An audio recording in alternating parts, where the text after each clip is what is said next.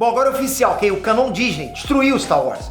O episódio 3 de The Acolyte simplesmente destruiu todos os princípios mais básicos de Star Wars. Os princípios básicos da Força, a família Skywalker, ganharam o último prego no caixão. Galera, se The Acolyte é canônico, então todo o resto de Star Wars precisa ser não canon para que tenha algum sentido. Eu vou trazer para vocês uma análise detalhada desse episódio 3 e vou te passar a verdadeira mensagem que ele está querendo transmitir.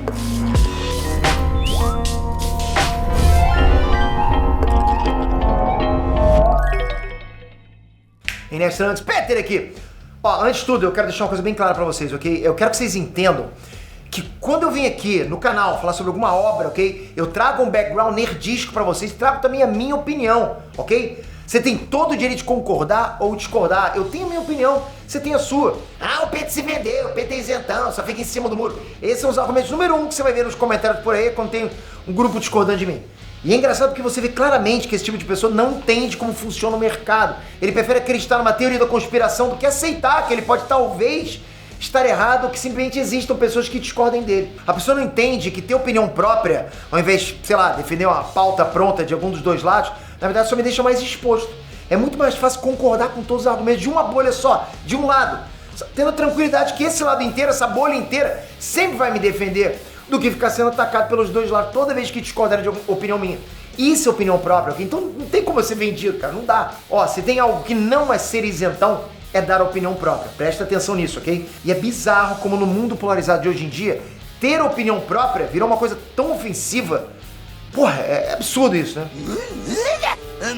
Jovem mancebo, respire, ok? Sinta o sol, pegue um ar, toque nas árvores. Existe um mundo além dessa telinha de nervos aí. Se acalma, ok? Mas enfim, né? No último vídeo eu trouxe pra vocês as polêmicas das entrevistas de Acolyte. Trouxe alguns elementos que eu achei também promissores na série. Trouxe algumas coisas que eu achei que ficaram ruins, como a protagonista, a morte da Mestre Indara, os Mestres Jedi nerfados. Mas assim, o que tava gerando revolta na galera, que era lacração, cara, não tinha nos 2 primeiros episódios. Na minha visão, não tinha, ok? E na minha visão metafórica. Para de piadinha, ok? E ainda assim, metade da galera raivosa tava reclamando de qualquer detalhe bobo. Até de fogo no espaço, capacete no espaço. Só coisa besta, né? Que sempre existiu em Star Wars. Por quê? Porque da mesma forma que existe o pessoal do nem vi, já amei, existe o pessoal do nem vi, já odiei. É o pessoal que já queria odiar a série antes de existir. Existe isso, galera. Para, ok? Eu vi altos comentários me xingando e falando: ai, olha o bostola do peito e passando pano pra lacração. É isso. E eu respondi, fui lá e perguntei: beleza, mas qual lacração que você viu nesses 2 primeiros episódios? E o cara respondia: não sei, né? Não sei, nem vou ver essa bosta aí. Não vi, nem vou ver. Pô, cara, é isso aí. Esse que é o nem vi e já odiei. Não é? Se for por esse caminho, a gente deixaria de assistir as 2 primeiras temporadas de The Boys. A gente deixaria de assistir X-Men 97. A gente nunca leria Watchmen, independente de quem tá por trás dessas obras, do que eles falem, pensem ou defendam. Você tem que ver a obra primeiro pra julgar, cara. Você tem que ter a tua opinião própria. Para de ser contagiado. Inclusive eu vi comentários dizendo: ah, mas tem rumores aí sobre o episódio 3 ser uma bomba que não sei o quê. Ué, então seja lá qual for o episódio quando sair o próprio episódio 3, eu vou assistir e vou falar, ué. Eu preciso ver o episódio antes de julgar. E a gente tá aqui pra isso hoje. Então bora falar sobre o tão temido episódio 3. Bruxas! Bom, já adianto aqui pra vocês minha opinião. Esse episódio inteiro, pra mim, foi literalmente uma fanfic de Wattpad feito por uma twitteira. É isso. Os episódios 1 e 2 mostraram uma série de Star Wars pra gente, ok? Pro episódio 3 poder mostrar a fanfic que a criadora da série, a Leslie Headland, realmente queria mostrar. A fanfic de um grupo de bruxas LGBTs, coitadas lá, perseguidas religiosamente oprimidas pelos Jedi e pelo imperialismo da República, e sendo coagidas a entregar as crianças que as 2 mães geraram pros Jedi. Tem trama mais Twitter que essa aí, galera. E ó, de verdade, não tem problema, né? Você quer contar essa história? Beleza, conta. Ela só não pode se passar em Star Wars, cara. Esse episódio distorceu inúmeros conceitos fundamentais, assim, do universo Star Wars. A começar pelo próprio conceito das bruxas. Bruxas não são uma coisa nova em Star Wars. Isso não é inovação, ok? Bruxas existem desde os quadrinhos dos anos 80 de Star Wars. E desde lá, elas sempre foram más. Bruxas más, ok? O primeiro encontro do Luke com uma bruxa, pô, ela mexeu com a mente dele. Fez ele ter várias visões, né? Ficar confuso. E o objetivo dela era roubar as energias mentais dele, do Han e do Chewie. Ela era uma bruxa velhaca lá que podia manipular a força e usava isso pra rejuvenescer, roubando energia de outras pessoas. Ela era tão aloprada das ideias que ela se matou gastando todas as energias que ela tinha só pra derrubar um templo antigo em cima do Luke, tentando matar ele. Ela se matou de desgaste só porque ela ficou com raiva dele ser forte o suficiente na força pra resistir às bruxarias mentais dela. Outro exemplo são as famosas bruxas de Dathomir, lá do Clone Wars. que são o melhor exemplo que você pode imaginar de bruxas maléficas. Elas oprimem os homens lá de Dathomir. Elas é que mandam nos homens. Elas usam eles como escravos em experimentos. São más de verdade, más, maldade pura. E você vê que claramente as bruxas de Acolyte são inspiradas nas bruxas de Dathomir.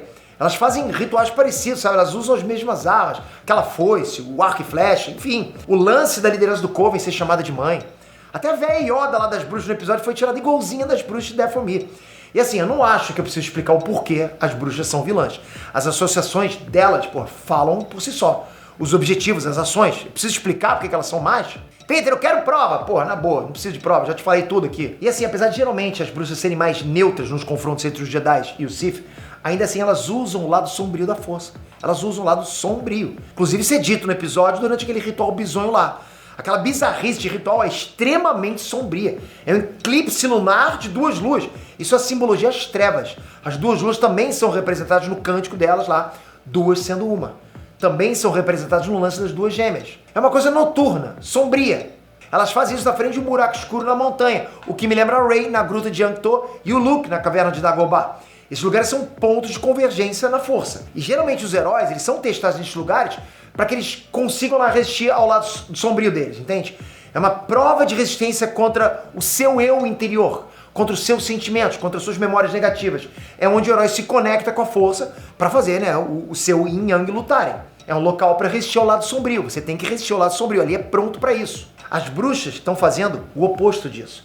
Elas abraçam aquele poder sombrio. Entende? Elas não querem resistir, elas querem aquele poder sombrio.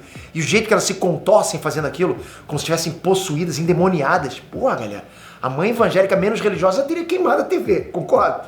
Filhinho, Yu-Gi-Oh! Pode, tá? Mas Delacrolite tá repreendido. Sai fora. E é aí que mora a malícia da coisa. O lado sombrio, mesmo sendo macabro daquele jeito, a série em nenhum momento dá a entender que aquilo é errado. Pelo contrário, a série mostra um paraíso lésbico lindo, né? Todas elas são bondosas, felizes, oferecem cremezinho pra comer, docinho. A mãe Anicea é sábia, né? Ponderada, uma doçura de mãe.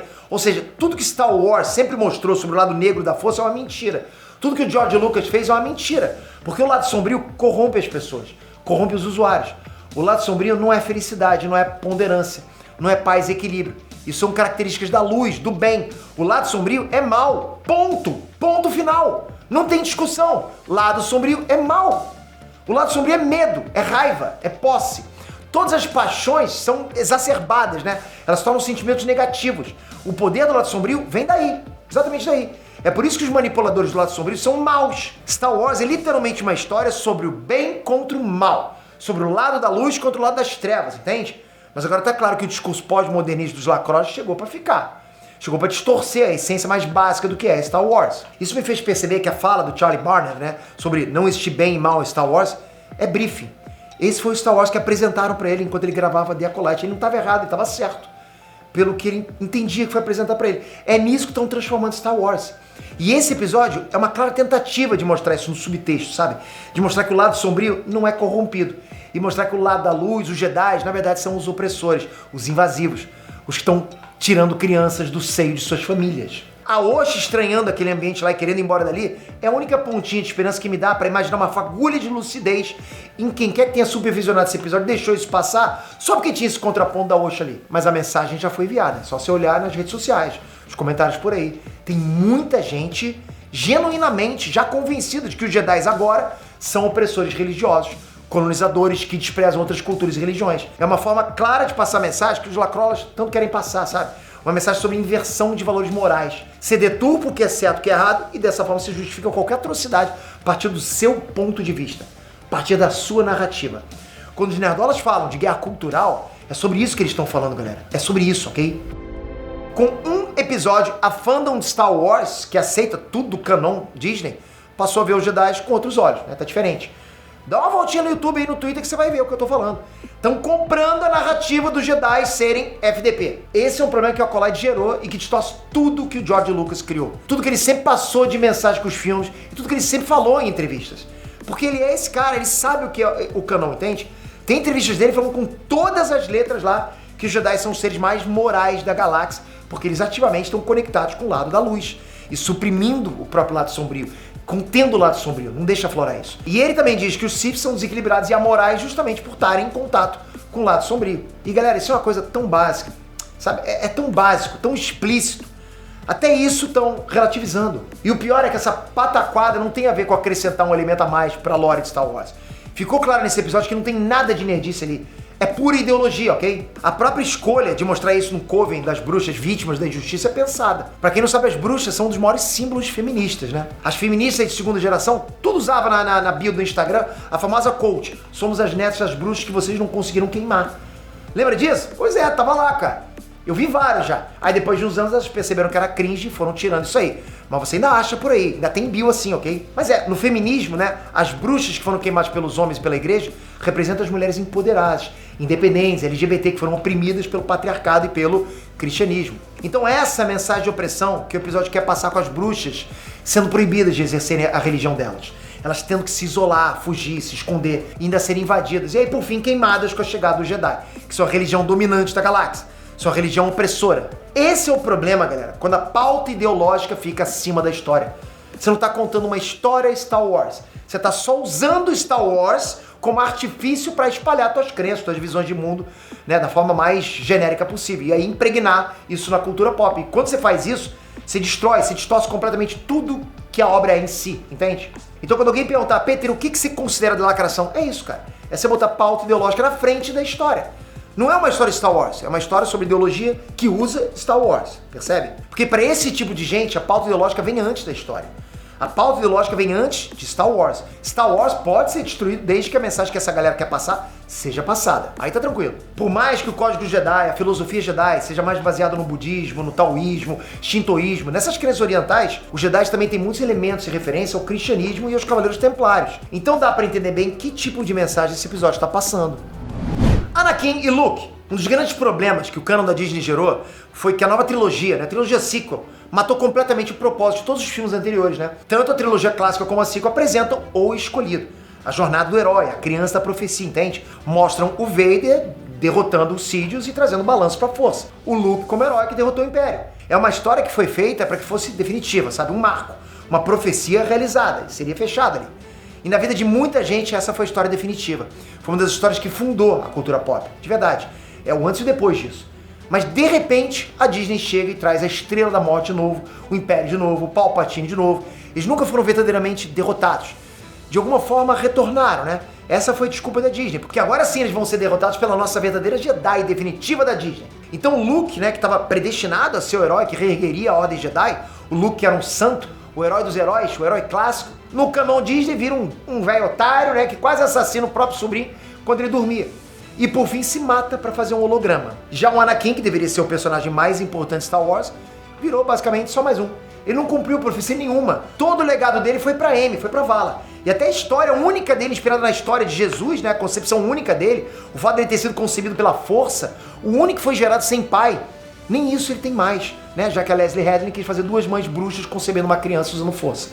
Isso é um furo enorme na cronologia de Star Wars, porque a concepção do Anakin sem pai, o fato dele ser o único gerado pela força no ventre de uma mulher, é o que faz o Qui-Gon Jinn identificar ele como uma criança da profecia. E o mais bizarro é você ver o Darth Plagueis, Darth Sidious e vários outros especialistas na força, especialistas nessa área, né, que dedicaram as vidas em busca do poder da manipulação da vida, entrarem de cabeça no lado sombrio e nunca foram capazes de fazer algo desse tipo. Inclusive tem um pessoal por aí tentando justificar essa destruição da história mais importante de Star Wars, que é a profecia do Anakin, com a justificativa de que o Palpatine é quem teria gerado o Anakin no ventre da mãe dele, né? No ventre da Shmi Skywalker. Quem tá falando isso tá usando essa scan sem texto pra justificar isso, dá uma olhadinha. Essa HQ é Darth Vader 2017, edição 25. E tudo o que acontece nessa HQ é no plano espiritual mental. O Darth Vader tá vendo uma versão distorcida da história dele. Não só esse evento, mas outros também são distorcidos. O lance do Palpatine nessa HQ foi só uma referência, uma alusão a um dos primeiros esboços do roteiro de vingança do Sith, que o George Lucas fez questão de tirar, porque estragaria todo o conceito de predestinação do Anakin. E se você não acredita em mim, acredita no próprio editor do Lucasfilm, né, que diz que se houvesse qualquer intenção de conectar o Palpatine com a concepção do Anakin nessa história aí, ele teria cortado imediatamente, porque o trabalho dele é exatamente esse. Você também pode acreditar no próprio escritor da história, o Charles Soule, que é um baita escritor, inclusive, e deixou claro que o lado sombrio não é um narrador confiável. Porque no final das contas é isso que o lado sombrio faz. Ele mente, ele perverte a realidade. Ele nubla o julgamento e sufoca a clareza, entende? Star Wars é sobre isso, ou ao menos deveria ser. Reboot! Bom, a Acolyte acabou de bater um prego no caixão com esse episódio 3, ok? Bom, eu dei minha opinião sobre o canônico Disney no outro vídeo dos episódios 1 e 2. Assim, na minha visão, tiveram poucas coisas que se salvaram. Mandalorian é muito bom, Andor é bom demais, né? Rogue One, absolute cinema, bom demais. Mas de resto, cara, o resto ou são obras que não chegaram a 1% da qualidade dos 6 filmes do George Lucas, ou são uma desconstrução e perversão gigante de uma das principais, se não a principal obra da cultura pop inteira. Star Wars é importante, galera. É importante. E tá sendo destruído. É isso. A gente tenta ficar positivo, sabe? A gente tenta ver uma forma deles contarem uma história promissora. E até acho que eles vão tentar dar uma amenizada depois desse episódio aí. O Toby apareceu ferido na nave no final. As bruxas apareceram mortas antes de queimarem. A única que não tava naquele bolo foi a Mãe Core, né? Então, a gente tem que ver se tem algum esquema dela no meio disso tudo aí, se ela vai ser a culpada ou se vão afundar mais o pé dos Jedi na lama. Tem mais caroço nesse angu, né? A Mère Shindara parecia bem carrancuda, então não sei se ela tomou iniciativa de alguma coisa. Ou, de repente, a Mãe Core é a tal Sith secreta da série. Talvez ela se conecte de alguma forma com a origem das bruxas de Dathomir. Ainda mais considerando que as bruxas de Dathomir usavam os machos da raça Zabrak, usavam o Darth Maul. A Mãe Core é da raça Zabrak também, né? Da mesma forma que o Darth Maul. Então talvez faça essa conexão aí. Lembrando que a série se passa 100 anos antes da Ameaça Fantasma. Isso é tudo que eu tiro de teoria pra esse episódio, porque eu não consigo ver mais nada minimamente positivo ou interessante pra se tirar dali, não dá. Até aquela qualidade top que teve lá de produção dos 2 primeiros episódios, com os droids, né, os ambientes, foi tudo embora. Os cenários desse terceiro episódio pareciam um cenário de peça. Fake demais, cara, parecia que era um teatro. Essa série tem um orçamento de 15 Godzilla Minus One. Pra onde que foi esse dinheiro nesse episódio, galera? Eu acho que os fãs de Star Wars nunca mais vão falar mal de Ameaça Fantasma, né? Que eu, inclusive, acho um filmaço. Pega a Ameaça Fantasma e tem uma profundidade, uma riqueza no world building, né? Nas ferramentas, nas tecnologias, nos ornamentos, personagens, cenários, no mundo, nos diálogos, tudo, cara. Eu vou vendo agora, eu vou falando e vou lembrando. Mesmo com aquele CGI tosco da época, parecia muito mais vivo, muito mais real que esse episódio 3 de The Acolyte. Em The Acolyte você tem bruxas isoladas num planeta que é só mato, e elas estão lá cheias de tecnologia genérica. De onde que veio aqui, ó? Não tem um conceito bem estabelecido, sabe? Algo pensado pro world building da parada. Eu também não quero julgar a produção de Acolyte, ok? É só uma série. Eu não quero ficar pensando tanto, mas assim, certas coisas são difíceis de entender. Como que caem de qualidade assim de um episódio pro outro? Eu não consigo entender, cara. Tô até conversando com vocês aqui, jogando a conversa aqui com vocês. Eu fico com pena do Lee Jung-jae, né? A discrepância dele pros outros atores da série é bizarra. Qualquer cena fica melhor quando é focada nele. Pode ver. O cara é um baita ator. E nesse episódio ficou muito óbvio como ele se destoa do resto do elenco. Como que ele faz os textos dele funcionarem só na base da atuação. Além do fato dele ter sido o único Jedi que se deram o trabalho de mostrar que é uma pessoa boa na série. É o único que você vê ele resplandecente como o sol mesmo. Se for pra tirar algo de positivo de Acolyte, eu tiro o Mestre Sol. É o que eu guardaria pro canon, ok? Mas eu acho que a fandom de Star Wars teve a gota d'água com esse episódio 3. Eu tenho certeza que lá na Disney a palavrinha reboot vai sair da boca de alguém em algum momento na mesa. Com certeza. Isso com certeza vai ser discutido. Alguém vai pelo menos falar. Eu acho que é um bom momento para que os fãs cobrem isso da Disney. Porque se isso continuar, não sei onde é que isso vai parar. Tipo, acabou, morreu. É o que eu falei, né? Pregou o caixão. Eu só sei que o que quer que esse canon da Disney esteja virando, não é Star Wars. Você assistiu, se não assistiu, o que você acha disso tudo? Comenta aqui embaixo. Se você assistiu, vai ser bacana entender a sua opinião, ok? Mas lembrando, isso é uma opinião minha, opinião de fã de Star Wars. Eu adoro Star Wars, eu vi todos os filmes, todas as séries, eu li todos os quadrinhos, eu amo esse universo, ok? Não trago tanto aqui pro canal, que eu sei que não é uma coisa que o público da minha audiência não curte tanto. Mas eu tive que trazer isso aqui pra vocês. Tô lendo aqui nos comentários, toca aqui, se inscreve no canal, ativa o sininho, vai ser importante demais. Pra mim, o mais importante hoje é o teu comentário. Tamo junto sempre, galera. Até a próxima. Fui!